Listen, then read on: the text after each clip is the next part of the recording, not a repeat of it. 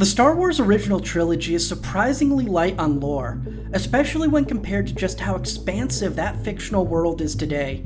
Its central story, locations, and names were enough to establish the setting without the need for further exposition. A notable exception being the Obi-Wan Kenobi hut scene and how it acts as the inception point of Star Wars lore.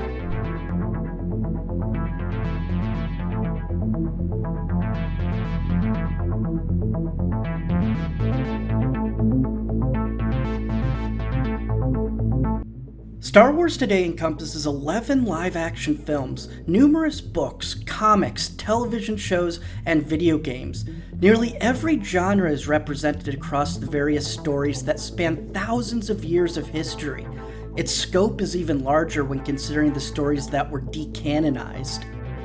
But going back to the first film that started it all, it was a much simpler world. All we needed to know as an audience was there was a rebel alliance fighting an evil galactic empire, and how our hero Luke Skywalker got involved in his quest to find adventure and save a princess. The factions and characters are archetypes needing no more detail than their function within the monomyth. We don't need to know the politics of the Empire, where it comes from, or its culture.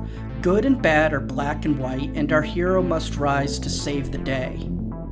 This was done by design as the movie was made to be a modern take on the hero's journey, a universally known story template defined more by a common plot, symbols, and archetypes that manifest itself in various forms and cultures across human history. This was that story, but in a fantasy land set in a distant galaxy. Joseph Campbell is best known for establishing the hero's journey or monomyth, though his work was an evolution of earlier figures that proposed similar concepts such as psychologist Odo Rank and anthropologist Lord Raglan. It also draws inspiration from the works of psychiatrist Carl Jung in his exploration of the intersection between psychiatry, anthropology, literature, and philosophy. The hero's journey involves a hero who goes on an adventure, faces a decisive crisis, and comes back home transformed and with wisdom to share.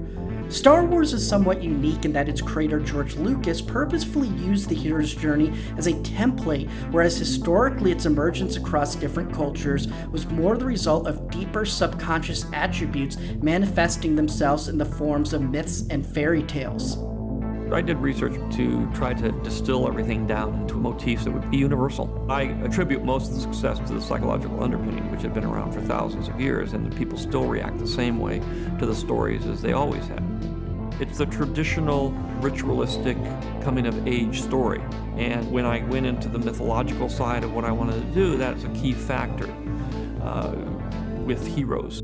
But while a purposeful telling of the hero's journey calls for a focus on symbolism and archetypes, it also gives way for an expository detour like the hut scene. That is because a guide or magical helper being introduced to assist the hero at an early stage can be a pivotal point in that journey. This mentor will aid the hero by providing a talisman or by departing knowledge that will help them later in their quest. Obi-Wan Kenobi as the magical mentor does both. The talisman is a lightsaber, a weapon endowed with religious and magical significance. The departing of knowledge is where the exposition and the first real act of world building comes into play. Obi-Wan recites a brief history of the world as he had come to know it as a younger man. We learn of a republic and a noble order of knights called the Jedi who were the guardians of peace and justice. We learn of a conflict known as the Clone Wars and how the Empire ushered in the dark times when it supplanted the Republic. Luke learns that his father, Anakin Skywalker, was betrayed by a man named Darth Vader.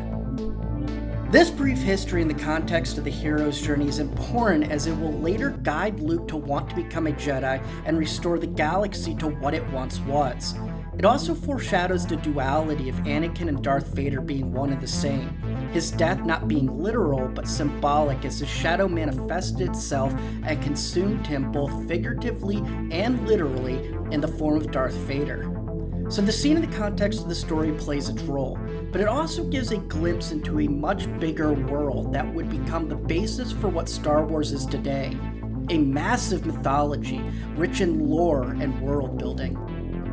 We're briefly introduced to numerous ideas and concepts, all of which would be expanded upon in great detail in later movies and media. the inner workings of locations with their cultures and politics, the Jedi now encompassing a history and theology that would rival many real-world religions, the Force and its dark side, the Empire. The scene is 5 minutes long, but in that time it laid the foundation for which Star Wars lore would be built upon. The most obvious example is the prequel trilogy, and how the brief history Obi-Wan tells acts as a rough outline for what those movies would become.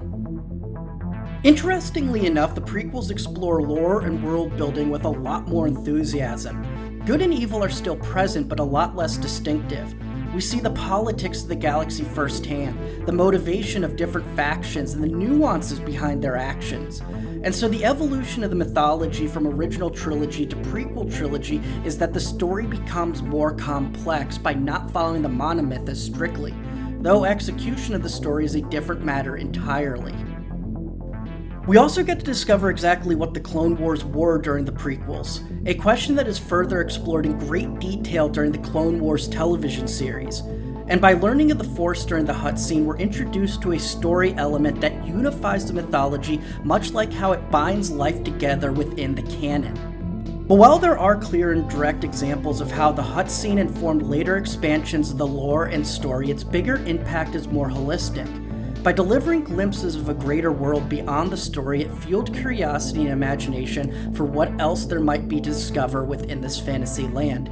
Its adherence to the monomyth provided the universally known foundation for which the larger realm could be explored. And in time, that curiosity and imagination transformed itself into the countless works of storytellers, writers, programmers, artists, and cartoonists who collectively made Star Wars one of the most expansive and detailed mythologies of the modern era. And yet, despite all that, there still seems to be so much more to explore in that galaxy far, far away.